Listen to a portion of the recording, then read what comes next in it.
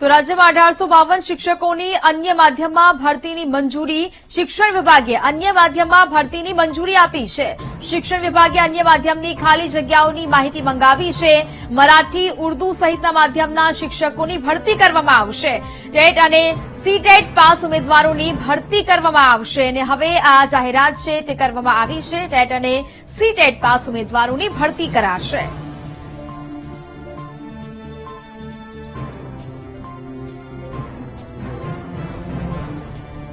સંવાદદાતા મેહુલ દેસાઈ ફોનલાઈન પર જોડાયા છે। મેહુલ, રાજ્યમાં શિક્ષકોની અન્ય માધ્યમમાં ભરતીની મંજૂરી આપવામાં આવી છે, શું વિગતો?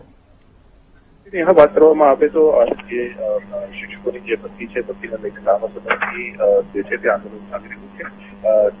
ગયા સપ્તાહે રાજ્ય સરકારે જે છે તે માધ્યમિક અને ઉચ્ચતર માધ્યમિક શાળાઓની અંદર ભરતીની જાહેરાત કરી છે, જે 7500 જગ્યાઓ છે। પરંતુ હવે અન્ય માધ્યમો જે છે તે અન્ય માધ્યમોની ભરતીના સંદર્ભમાં પણ વિગતો મંગાવવામાં આવી રહી છે। કેટલી જગ્યા ખાલી છે અને ક્યારે ભરતી કરી શકાય છે તેના સંદર્ભમાં વિગતો મંગાવવામાં આવી છે।